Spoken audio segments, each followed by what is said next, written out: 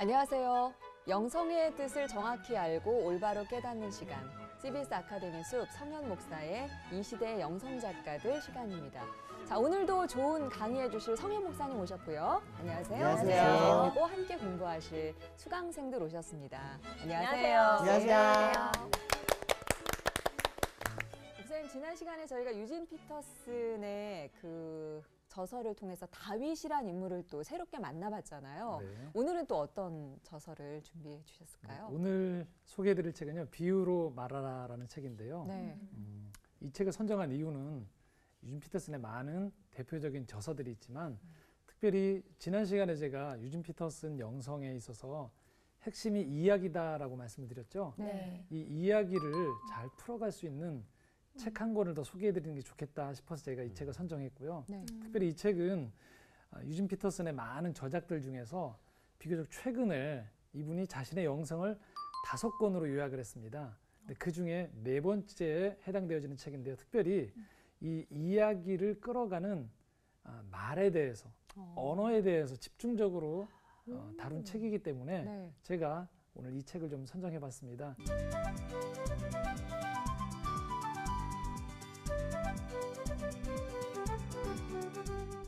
영성에 있어서 가장 중요한 것 중에 하나는 언어다라는 거죠. 말. 말. 왜 말이 중요하느냐? 태초에 하나님이 천지를 창조하실 때 태초에 말씀이 계셨어요. 네. 그렇죠? 네. 요한복음 1장 1절이죠. 하나님의 말씀은 태초부터 있었다라는 거예요. 그런데 이 땅에 예수님이 오실 때에도 어떻게 오셨죠? 말씀이 육신이 되어 우리 가운데 거하시매라고 표현되어 있어요. 그러니까 말씀이 육신이 됐다. 그러니까 하나님이 곧 말씀이셨고 말씀이신 하나님이 육신을 입고 예수님으로 이 땅에 오셨어요. 육신의 옷을 입고 오신 예수님이 이 땅에서 거하시면서 사람들을 만나고 또 이야기를 건네는 그 모든 것들 속에 핵심에는 뭐가 있다라는 거죠? 예, 말이 있다라는 겁니다. 말이. 그래서 우리가 영성을 이야기할 때 놓치면 안 되는 중요한 것은요, 이 말을 어떻게 다루느냐의 문제가 아주 중요합니다. 왜냐? 유진 피터슨은 이 말의 중요성을 이렇게 상징적으로 표현해 줍니다.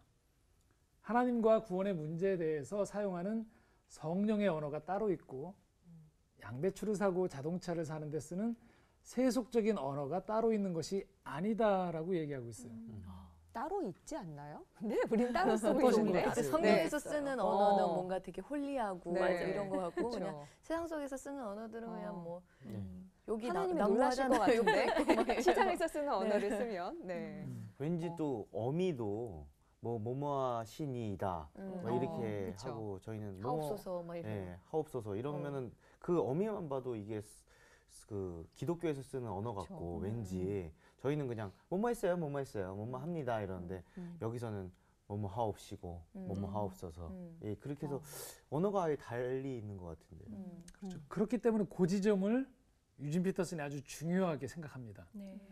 이 언어의 문제를 간과하다 보니까 우리 안에서 자꾸 하나님이 우리와 함께 하신다라는 이 이야기를 자꾸 예배당 안으로만 집어넣는다는 거죠.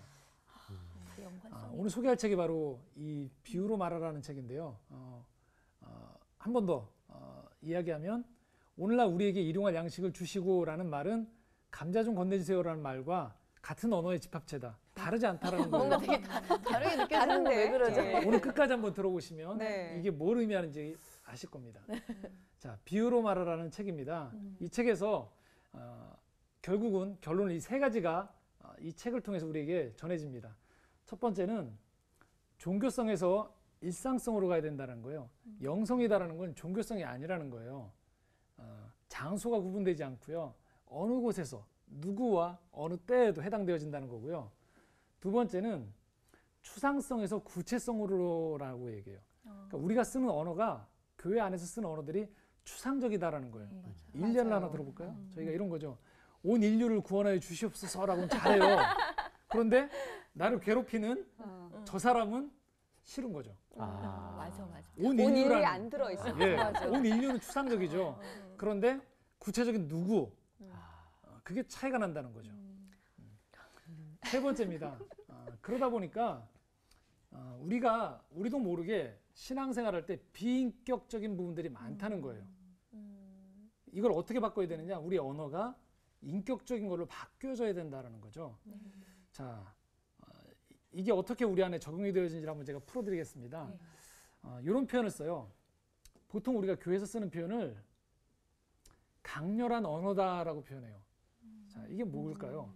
우리가 신앙이 형성되어질 때 주로 여러분들이 하나님을 알아가고 성경 공부를 했을 때 쓰게 된 하나님을 알게 된 언어들이 뭐냐면요.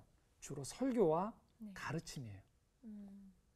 그러다 보니까 우리의 언어들이 강렬해진다는 거예요.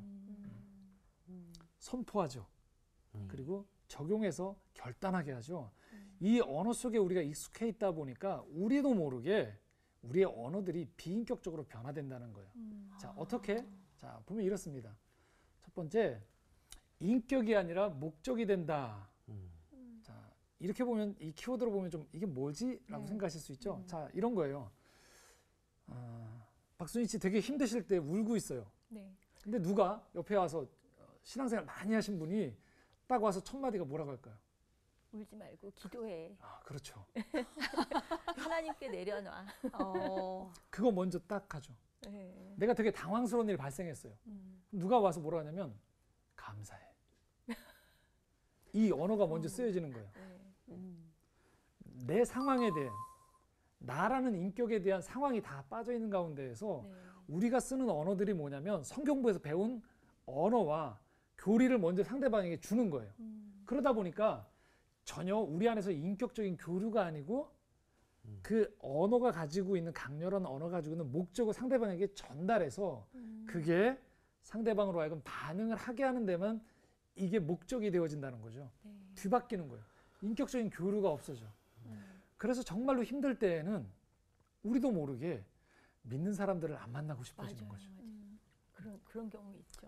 이런 목적에 해당되어지는 단어들이 나에게 다가올까 봐 부담스러운 거죠. 감사하지 않고 훈련시키는 기도하지 거야. 않으면. 연단시키는 맞아. 거야. 네. 내가 힘들어할 때. 난 너무너무 힘든데. 그렇죠? 근데 저도 음. 제가 굉장히 힘들었던 시기가 있었는데 그때도 이제 교회 사람들이 주변에 많으니까 저한테 기도하고 있어, 뭐 하나님께 기도하자, 뭐 감사하자, 막 이런 얘기가 들어오는데 진짜 이게 반감이 되는 거예요.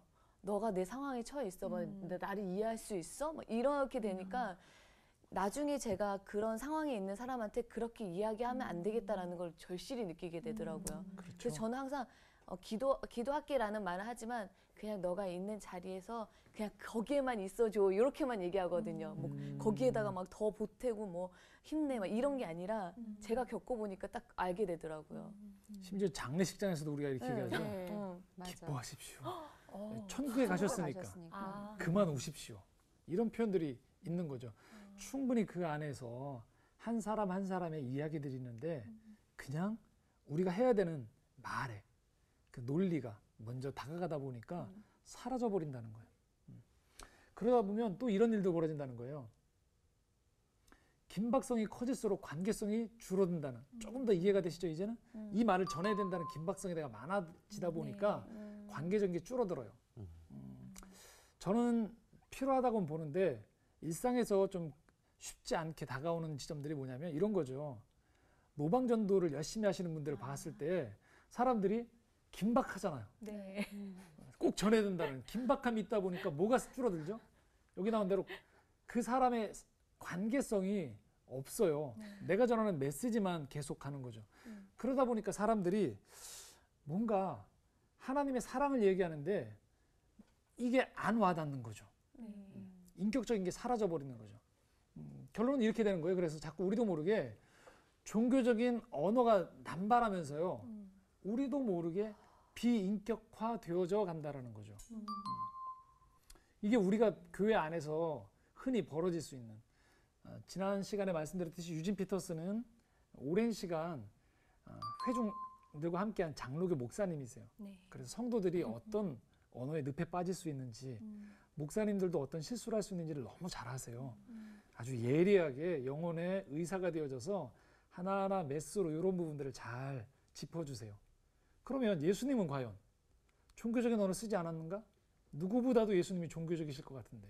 그런데 여기서 예수님이 쓰는 그 복음서에 나와 있는 예수님의 단어들을 보면 희한하게 예수님이 종교적인 언어를 안 쓰고요. 비유를 많이 드세요. 자, 그게 무슨 말이냐? 예수님은요, 첫 번째로 일상적인 삶에서 나오는 친숙한 언어를 쓰세요.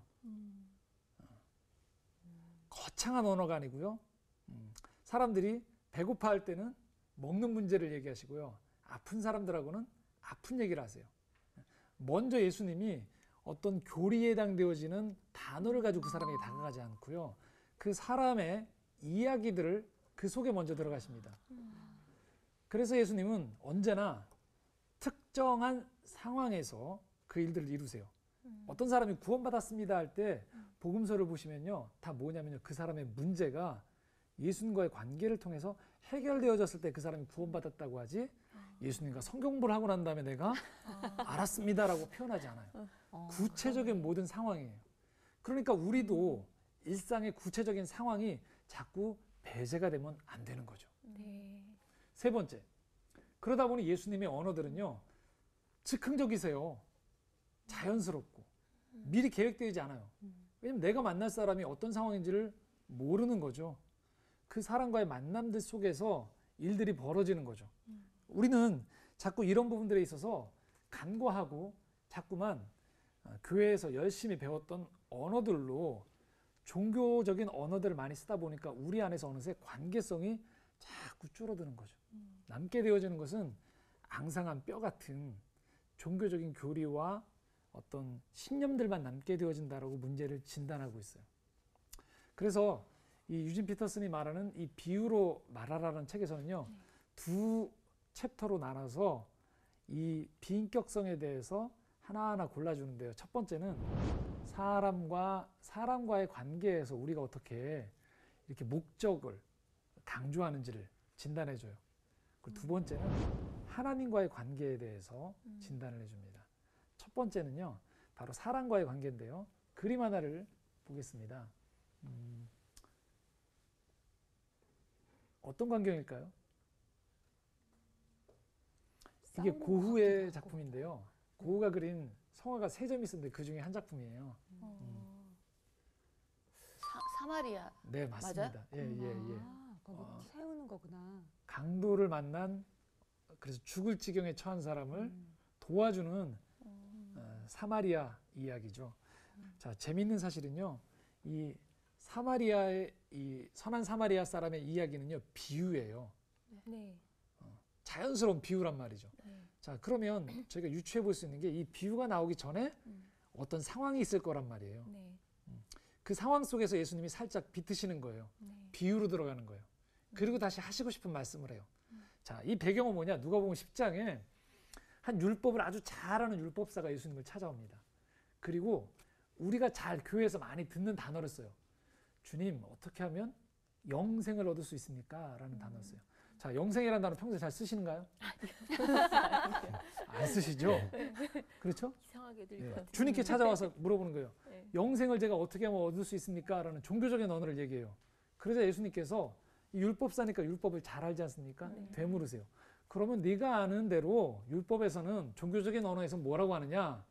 율법사가 의기양양하게 이렇게 대답을 합니다. 하나님을 진심으로 사랑하고 내 이웃을 내 자신처럼 사랑하라고 얘기합니다. 예수님께서 그렇게 얘기하세요. 그대로 해. 그러자 이 율법사가 한 번 더 우리 성경부식으로 적용을 해요.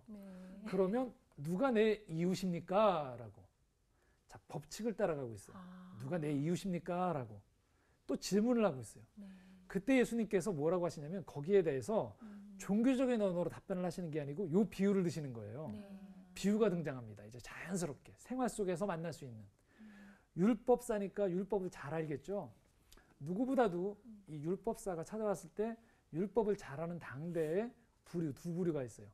제사장과 레위인이에요. 이 사람들을 등장을 시켜요. 그러니까 율법사가 보기엔 자연스러운 자기가 아는 부류죠. 그런데 이 부류들이 등장했는데 갑자기 어떤 강도 만난 이웃이 어려움에 처해서 죽을 위험에 처했는데도 불구하고 이 율법을 잘 아는 제사장과 레위인은 지나가죠. 그리고 평소에 율법사들 눈에 보았을 때에는 율법을 어기는 사람들이에요. 종교적으로 보았을 때 저 사람들은 사람도 아닌 사람들이에요. 사마리아 사람이 갑자기 등장해서 이 강도 만난 이웃을 도와줘요. 그리고 예수님이 이 이야기를 들려주고 난 다음에 율법사에게 이렇게 물어봐요. 누가 이 사람의 그러면 이웃이겠냐라고 물어보니까 율법사가 자존심이 있어서요. 사마리아 사람이라고 얘기 안 해요. 자비를 베푼 사람입니다라고 얘기해요. 그러자 예수님께서 율법사에게 이야기하는 거죠. 크고다라는 조언을 해주세요. 자, 이 이야기에서 예수님께서 지금 하시는 핵심이 뭐냐면 바로 이 이야기입니다. 율법사의 관심은요, 여기에 있었어요. 누가 내 이웃인가? 성경 공부식이죠. 네. 그런데 예수님의 지금 비유 속에서는 슬그머니 이 사람한테 뭐라고 이야기하냐면요. 내 이웃은 네가 그 사람의 이웃이 되어줄 수 있니? 라고 물어보세요.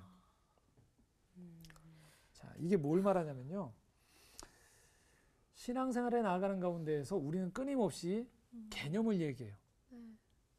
그래서 강도 만난 사람에 대해서보다 이웃이 무엇인가에 대한 개념을 중요시하는데요. 예수님은 아니 네가 지금 살아가는 가운데 정말로 어려움에 처한 사람이 있으면 도움은 되는 거 아닌가? 라는 질문을 던져요. 너는 근데 지금 그 상황에서 사마리안인가 유대인인가 율법을 아는가에 집착하고 있지 않은가? 라고 얘기해요. 어느새 율법 교사는요. 자기도 모르게 사람들을 이 사람은 율법을 아는 사람인가? 모르는 사람인가로 구분을 짓고 있는 거예요. 네. 그런데 예수님의 정작 관심은 뭐예요? 어려움에 처한 사람에게 누가 이웃이 되어줄 수 있어? 너는 지금 이웃이 되어줄 수 있니를 물어보세요. 네. 그러면서 유진 피터슨은 이 비유를 일컬어서 이렇게 이야기합니다. 삶은 인격적이다. 그것이 삶의 본질이다.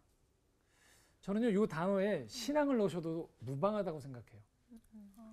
신앙은 인격적이다. 그것이 신앙의 본질이다. 자신의 자녀와 배우자 혹은 친구 앞에서 인격적으로 존재하기를 그만두는 순간 바람 빠지듯 생명은 새어나가 버린다. 낯선 사람에게 호의적으로 대해주지 못하면 인생은 막혀버린다. 대화할 때 집중하기를 그만두면 생명의 흐름이 끊긴다. 살아가면서 만나는 만개한 자연의 나무의 영광스러움을 습관적으로 무심하게 대하면 하나님의 영광에 더 깊이 참여하게 하는 창조 세계와의 조화 능력을 교란시킨다. 그러니까 관계성이 끊어진 가운데에서 율법으로만, 법칙으로만 집착하며 살아가는 사람들은 이 세상에서 벌어지는 일들이 나와 무관하다고 생각하는 거예요. 네. 오로지 뭐만 집중을 할까요? 법칙만 집중을 하는 거예요. 내가 지금 이 법칙을 잘 따르고 있는가? 주의 성수를 하는가? 헌금을 하는가? 전도를 하는가? 이 행위 자체에 집중을 하고 있지만 정작 이 행위에 함께 나누게 되어지는 대상자인 사람, 피조세계와는 관계가 끊겨버린다는 거예요. 네. 그러면 이 책에 나오듯이 생명의 흐름이 막혀버린다는 거예요. 우리가 쓰는 언어들이 자꾸만 그래서 어느덧 이 종교 언어를 쓰게 되어지면 우리도 모르게 사라져버린다는 거예요. 하나님이 지금 이 일상생활 가운데 함께 하시는 것들이 사라져버리면서 우리 신앙생활이 자꾸만 종교화 되어진다는 거죠. 그러면서 예수님은 지금 율법을 질문했던 사람에게 비유를 들어주시면서 다시 뭘 얘기하시는 거예요? 삶의 진실을 얘기해 주시는 거예요. 무장 해제를 시키고 난 다음에 삶의 본질은 우리가 관계를 맺는 거다. 사람을 인격적으로 대하고 그 속에 진정 관계 맺음을 통해서 살아계신 하나님의 이 생명이 흐르도록 하는 게 중요하다라는 얘기를 건네면서 이 유대 사회 속에서 법칙에 가로막혀서 진정한 의미의 사람과 사람의 교류가 막혀버린 유대인들의 이 막혀버린 담을 허물어뜨려 주시는 거예요. 네. 이게 바로 비유가 가지고 있는 장점인 거죠. 근데 어느덧 우리가 신앙생활을 하면 우리도 모르게 어떻게 되어지냐면요. 내가 지금 하고 있는 이 성경 공부에 동의해요? 그리고 주에 배웠던 말씀 그대로 실천하고 있어요? 여기에만 집중을 하다 보면 네. 우리도 어느새 뭐가 되냐면요. 말라버리는 거예요. 우리 안에 돌 수 있는 온기가 사라져버리고 어느덧 딱딱해져 버린다는 거죠. 그래서 이렇게 되어지면 우리의 신앙생활은 진정한 하나님과의 관계 안에서 흐르는 이 생명의 관계가 아니고 종교적인 관계로 자꾸 전락해 버린다는 거예요. 말씀 들으면서 저는 하나님께 기도하는 게 그래서 되게 형식적이 돼가나라는 좀 물음을 갖게 됐어요. 그러니까 제가 하나님께 드리는 기도가 일상에서 쓰는 언어와 좀 다르게 기도를 드리고 있는 것 같아요. 그러다 보니까 제 일상의 그 정말 깊은 얘기들을 하나님께 잘 드리지 못하고 있구나. 그런 생각이 좀 드네요. 네. 바로 그 얘기가 어. 뒷부분 얘기입니다. 아, 그래요? 저 같은 경우에는 너무 좋아하는 친구가 있는데 그 친구가 교회를 너무 열심히 다녀요. 그리고 하나님을 너무 사랑하는 친구인데 이야기를 이렇게 나눠보면은 너무 홀리해요. 너무 그래서 저도 모르게 저도 믿는 사람이지만 그 친구랑 얘기를 하다 보면 왜 나는 왜 이러지? 좀 이런 생각이 들 정도로 말을 하는 게 그래서 그 친구랑 얘기하다 보면 어느 순간 조금 뭔가 제가 이렇게 벽을 치게 되는 느낌? 같이 교회를 다니지만서도 그런 얘기를 들으면 뭔가 조금 되게 멀게 느껴지고 더 이상 이야기를 하면 안 되겠다 이런 생각이 좀 사실 들어요. 같이 믿는 사람인데도 불구하고 그런 생각이 들더라고요. 그리고 아까 얘기 나온 중에서도 저희가 함께 공감해보고 생각해볼 문제 중에 하나가 제가 아무래도 영화관 대표다 보니까 영화를 보시고 영화관에 오신 분들은 성도분들하고 이야기를 나눌 일들이 있어요. 또는 넌크리스찬들하고도 이야기를 나누는데요.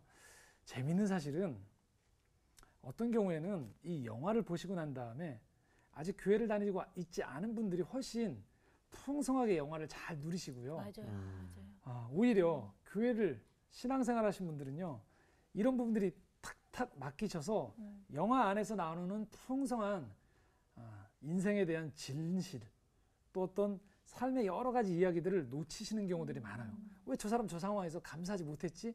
사실은 나도 그걸 공감하고 싶은데 내가 먼저 어떤 생각이 가로막게 되어지는 거죠.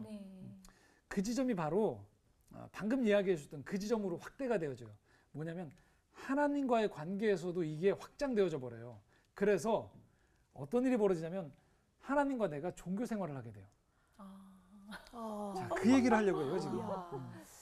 하나님과 나의 종교. 두 번째, 그래서 이 책의 두 번째는요, 기도에 대한 이야기를 하거든요. 두 번째는요, 뭐냐면요, 우리가 이웃을 비인격화시켜서 대하다 보면 우리도 모르게 비인격화시켜서 하나님을 만나게 된다는 겁니다. 자, 이 이야기도 동일합니다. 아까 처음에 법칙을 이야기하고 비유를 들고 다시 진실을 이야기했다고 했죠. 똑같은 이야기가 나와요. 누가복음 11장에 보면 제자들이 예수님께 기도를 가르쳐 달라고 해요. 기도의 법칙을 가르쳐 달라고 합니다. 자, 유진 피터슨의 그 쉽게 풀어 쓴 메시지 성경이 있다고 했죠. 그래서 오늘은 그 메시지 성경을 가지고서 한번 본문을 읽으면 어떨까 싶어서요. 우리 인영 씨가 누가복음 11장 1절에서 4절까지 말씀을 좀 읽어주시면 감사하겠습니다. 하루는 예수께서 한 곳에서 기도하고 계셨다. 예수께서 기도를 마치자 제자들 가운데 한 사람이 말했다. 주님, 요한이 자기 제자들에게 한 것처럼 저희에게도 기도를 가르쳐 주십시오. 그러자 예수께서 말씀하셨다. 너희는 기도할 때 이렇게 하여라. 아버지가 어떤 분이신지 드러내소서. 세상을 바로잡아 주소서. 든든한 새끼 식사로 우리가 살아가게 하소서. 아버지께 용서받은 우리가 다른 사람들을 용서하게 하소서. 우리를 우리 자신에게서와 마귀에게서 안전하게 지켜주소서. 네. 자, 먼저 기도를 가르쳐 달라고 하자 예수님이 기도에 법칙처럼 해당되어지는 이야기를 건네주시는 거예요. 자, 여기서 끝나게 되어지면 제자들은 이 문구를 그냥 외워서 주님이 가르쳐준 법칙이니까 이대로 기도를 하면 되겠지라고 생각을 하는 거죠. 자, 우리도 주기도문을 이렇게 법칙처럼 이용하게 되어지는 거예요. 자, 이렇게 되어지면서 우리가 어떤 문제가 발생하냐면요. 아마 한두 번씩 그런 설교 또는 말씀을 접해보신 적이 있을 것 같아요. 기도 응답을 받는 몇 가지 법칙, 네. 뭐 이런 거 있죠. 아, 있나요? 네. 그런 강의들이 있죠. 들어봤어요. 그렇죠? 들어보셨죠? 저 좀 네. 알려주시면 그런 되게 얘기. 솔깃하네요, 뭔가. 자, 근데 제가 이런 한번 질문을 드려볼게요. 어떤 질문이냐면요. 자, 누군가가 저를 만나려고 할 때요. 옆에 친구가 저를 잘 안다고 생각하는 친구가 다른 친구가에게 저를 소개할 때 저와 친해지려는 법칙이 있어. 7가지. 요것만 하면 저 친구랑 친구 돼. 친해질 수 어. 있어. 쟤는 이거 안에서는 꼼짝을 못 해. 이 법칙만 외워두면 돼. 7가지. 자, 그래서 안 만날래요. 예. 상대방이 그걸 법칙을 외우고 오는 거죠. 그리고 술술 저에게 그대로 해요.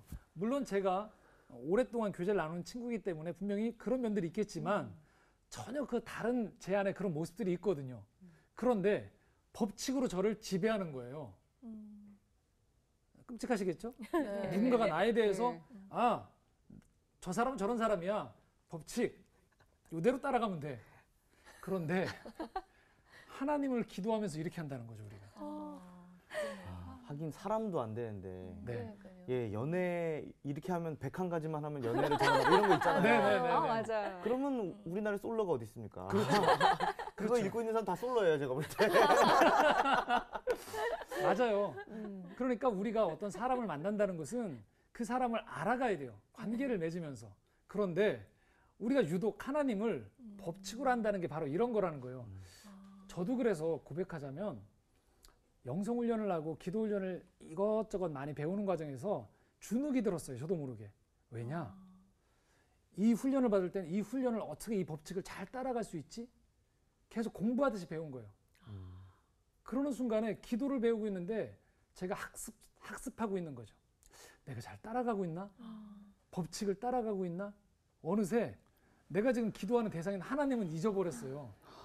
이 기도를 가르치는 선생님 또 인도자들에게 어떻게 이 법칙을 잘 따라가고 있는가를 보여주고 싶은 거고 저도 기도 나눔을 하는 사람들 속에서 뒤처지고 싶지 않은 거예요. 근데 어느 날 제가 깨달은 거죠. 아, 이게 아니구나. 난 지금 하나님과 관계를 맺고 있는 건데 기도의 법칙이 좀 서툴면 어때? 내가 그분을 편안해하면 되는데. 그런데 오랜 시간 동안에 제가 이 법칙 안에서 저도 모르게 굴레 속에서 하나님을 만나지 못하고 이 법칙의 굴레 안에 있었다는 거예요. 지금 제자들이 기도를 물어보자 예수님이 법칙을 처음에 얘기해 준 것 같았어요. 마치 아까 율법을 물어봤던 율법사처럼. 그런데 여기서 슬쩍 예수님이 다시 비유를 들어주세요. 네. 자, 그 비유의 내용이 바로 이제 5절부터 전개가 되어집니다. 네, 원구 씨가 좀 읽으시면 감사하겠습니다. 네. 예수께서 말씀하셨다. 너희가 한밤중에 친구에게 가서 이렇게 말하면 어떻게 될지 상상해 보아라. 자, 상상해 보라고 하죠. 네. 친구여, 내게 빵 3덩이를 빌려줄게. 옛 친구가 여행을 하다가 방금 찾아왔는데 내 수중에 아무것도 없네. 친구가 침대에서 대답했다. 귀찮게 굴지 말게. 문도 닫혔고 아이들도 다 자려고 누웠다네. 그러니 내가 일어나 자네에게 아무것도 줄 수가 없네. 그러나 내가 너희에게 말한다. 비록 그가 친구라는 이유로는 일어나지 않더라도 너희가 물러서지 않고 그 자리에 서서 계속 문을 두드려 이웃들을 다 깨운다면 그가 일어나서 무엇이든 필요한 것을 줄 것이다. 내가 하려는 말은 이것이다. 구하여라. 그러면 받을 것이다. 찾아라. 그러면 발견할 것이다. 두드려라. 그러면 문이 열릴 것이다. 자, 비유 하나를 드셨어요, 예수님이. 네. 그렇죠? 기도를 가르쳐 주고 기도의 법칙에 빠질까 싶으셔서 예수님이 지금 비유 하나를 들었단 말이에요. 친구가 자기 집에 찾아온 친구 때문에 또 다른 친구를 찾아가서 떡을 달라고 하는 비유를 드셨단 말이죠. 자, 이 비유를 통해서 그럼 예수님이 무슨 말씀을 하려고 하시는지를 우리 박수님께서 또 그 다음 장을 읽으시겠습니다. 하나님과 흥정하지 마라. 솔직하게 말씀드려라. 필요한 것을 구하여라. 우리는 쫓고 쫓기는 게임이나 숨바꼭질을 하고 있는 것이 아니다. 너희 어린아들이 생선을 달라고 하는데 살아있는 뱀을 접시에 담아 아이를 무섭게 하겠느냐. 너희 어린딸이 계란을 달라고 하는데 거미를 주며 아이를 속이겠느냐. 너희가 아무리 악해도 그런 생각은 하지 않을 것이다. 너희도 자기 자식에게는 최소한의 예의를 지킨다. 그렇다면 너희를 사랑으로 잉태하신 아버지께서 너희가 구할 때 성령을 주시지 않겠느냐. 자, 이렇게 기도에 대한 이야기를 풀어가세요. 자, 이 얘기를 제가 세 가지 키워드를 가지고서 이 비유에 나온 예수님이 그럼 하나님과 인격적인 관계를 맺는다는 게 무엇인지를 말씀하시는지를 좀 나누고자 합니다. 첫 번째 키워드는요. 친구입니다. 친구. 이 비유에 친구의 이야기들이 나오죠. 네. 가만히 한번 생각해 보세요. 두 번째 들었던 이 비유에 나오는 친구를 만약에 사장님이나 또는 회장님으로 집어넣어 보세요. 자, 가능한 일인가? 이 벌어지는 일이 안 가능해요. 네. 한밤중에 회장님 집에 놀러 갈 수 없어요. 회장님 빵 주세요. 이웃들 다 깨우고. 네.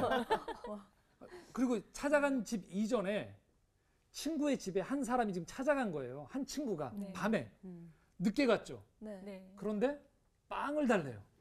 늦게 간 것도 미안한데. 자, 이게 어느 관계이기 때문에 가능한 거죠? 아주 친구. 친구 관계니까.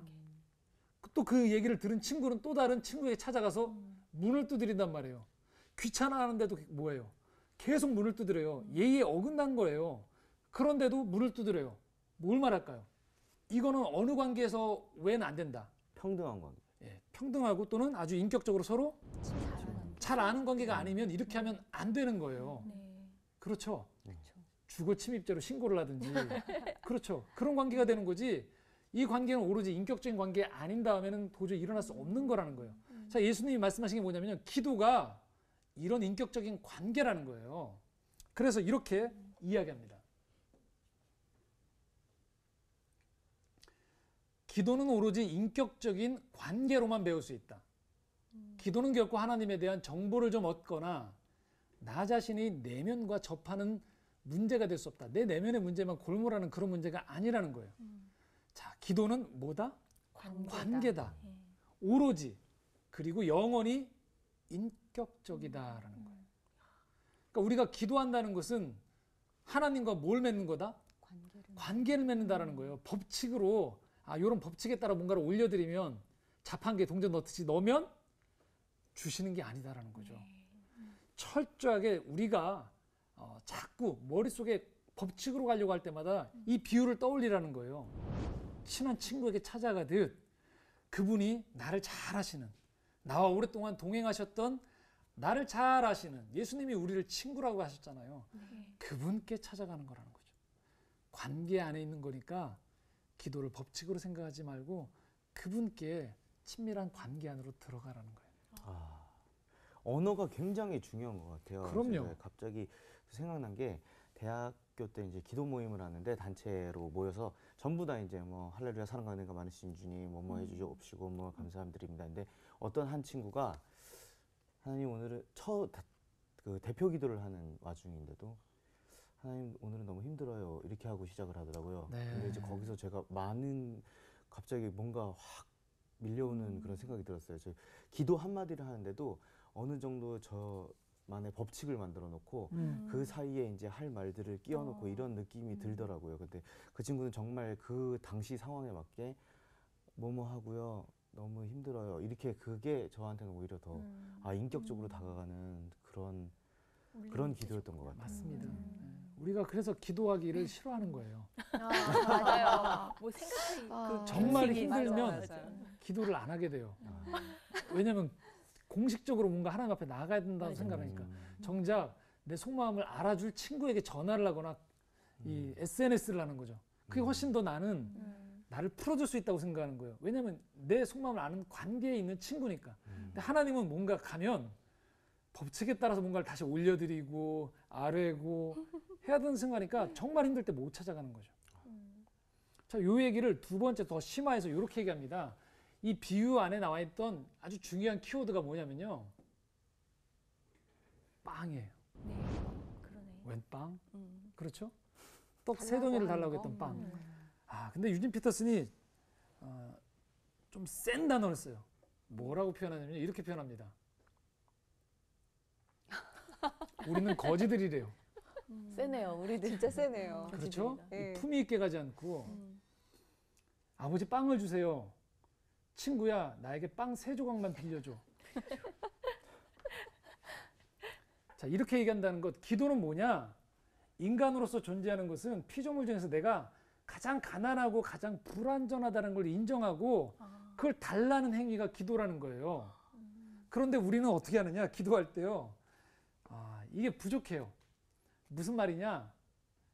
정말 필요한 걸 안 구한다는 거예요. 내가 누군가에게 상처를 받았어요. 근데 우리는 기도할 때 이렇게 기도해요. 주여 용서하게 해주시옵소서. 네, 용서. 근데 정말 내가 원하는 건 뭐냐면요. 저 사람 미워 죽겠어요. 나 너무 힘들어요. 아까 원구 씨가 얘기했던 대로. 그 얘기를 기도해서 해야 되는 거거든요. 그게 그때 나한테 빵이에요. 네. 진짜 필요한 거예요. 배고프잖아요. 네. 없으면 안 되잖아요. 그걸 기도해야 되는데 우리가 기도할 때 놀랍게도요. 없어도 되는 걸 기도해요. 자, 제가 한번 얘기해 볼까요? 우리 자녀들을 위해서 기도한단 말이죠. 어느 대학 가게 해주세요. 네. 자, 중요한 기도라고 생각해요. 그런데 더 중요한 기도는 뭔지 아세요? 우리 자녀의 앞길을 주님 책임져 주세요. 맞아요. 진짜 기도예요. 근데 우리도 모르게 자꾸 덜 중요하다고 생각하는 것들을 자꾸 갖다 놔요. 요 정도쯤 해놓으면 괜찮겠지라고 생각하는 거예요. 그래서 우리의 기도에 정말 필요한 기도를 하지 않고 덜 필요한데 종교적으로 주님께 기도할 때는 이런 정도의 기도의 나열들을 해야지 이게 기도야 라고 나도 모르게 생각을 하는 거예요. 네. 진짜 필요한 기도를 하잖아요. 내 속마음을 털어놓고 주님 이거 없으면 안 돼요. 그래서 유진 피터슨이 아주 강렬하게 여러분 거지예요. 주님께 달라고 하셔야 되는 거예요. 왜 안 달라고 하세요? 그거 힘들지 않으세요? 그거 부족하지 않으세요? 그거 모자라지 않으세요? 그러면 그거 달라고 해야 되는데 왜 자꾸 다른 기도하세요? 라고 얘기하는 거예요. 주님이 그거 안 들어줄 것 같으세요? 당신의 신음소리를 안 들을 것 같으세요? 당신의 삶의 공고함을 안 들을 것 같으세요? 왜 자꾸 빙빙 돌려서 공식적인 얘기를 하고 그리고 한 날을 정해서 그 자리에서만 얘기를 하세요? 아니에요. 이 친구 보세요. 얼마나 뻔뻔해요. 문 두드리고 지금 또 찾아온 친구도 빵을 달라고 얘기하고 얼마나 무례해요. 그런데 이게 기도라고 얘기한다는 거죠. 오늘 우리의 기도가 어떤지를 한번 돌아봐야 된다는 거예요. 하나님은 지금도 그래 너희들 배고프지? 너희들 힘들지? 기도를 원하세요. 그런데 우리는 그 하나님 앞에서 가서 어떻게 기도할까요? 물론 공기도에서는 그렇게 해야 되지만 하나님의 성품을 표현해야 되니까. 그러나 개인 기도에서조차도 하나님 향해서 오 거룩하신 천지를 지으시고 주재하신 하나님 아버지시오라고 한다는 거죠. 물론 계속 빵만 달라고 할 수는 없어요. 그런데 빵을 달라고 하는 것들은 주님이 말씀하시잖아요. 일용할 양식을 달라고. 우리는 매일매일 빵이 필요한 사람이에요. 맞아요. 뭔가 거창하게 우리가 완성된 것 같고 성경을 하고 난 다음에 뭔가 된 것 같지만 또 누가 한마디 하면 우리 또 어떻게 돼요? 무너져요. 또 무너져요. 맞아요. 그래서 또 오늘도 우리는 일용할 양식이 필요한 거예요. 주님 앞에서 주님 내가 이런 사람이에요. 그래서 오늘 나에겐 주님 일용할 양식이 필요해요. 주님이 내 마음에 확신도 주셔야 되고요. 나를 지켜주신다는 보호도 매일 필요한 게 나예요.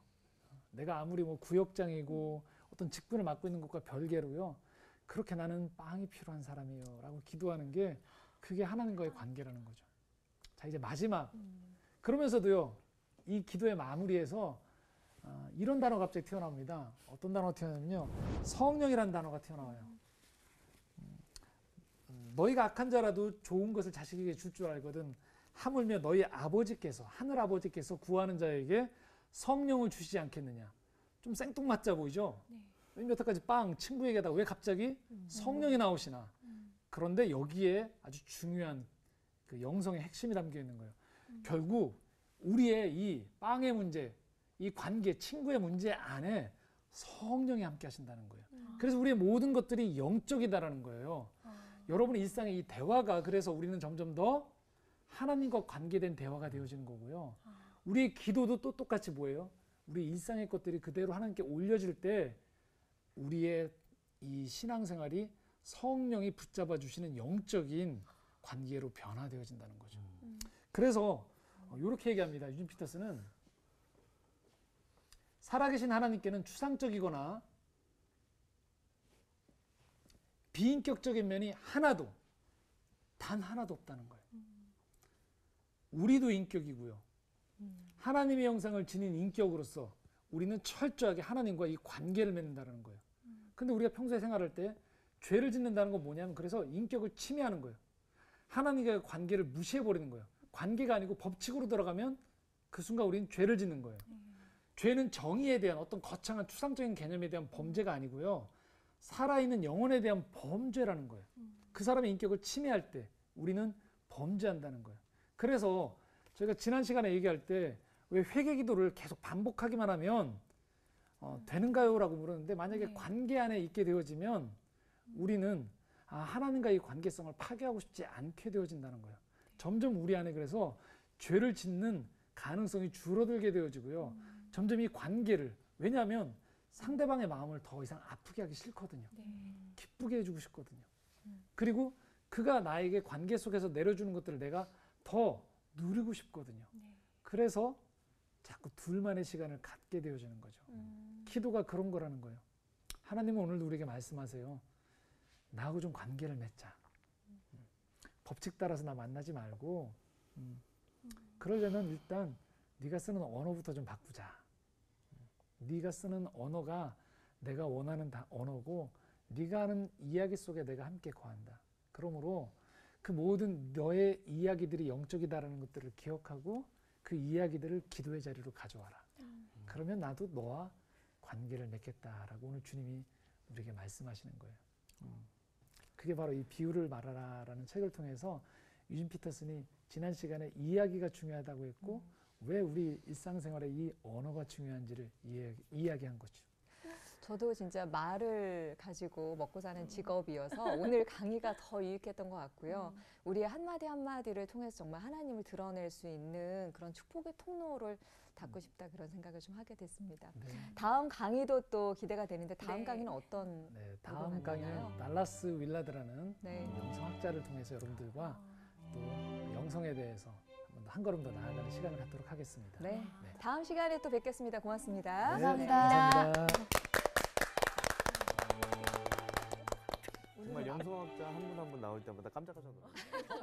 프로그램에 도움을 주신 분들께는 CBS 아카데미 숲이 제공하는 책과 CCM 음반 그리고 만화로 제작된 최고의 성경 자습서 성경 2.0을 드립니다.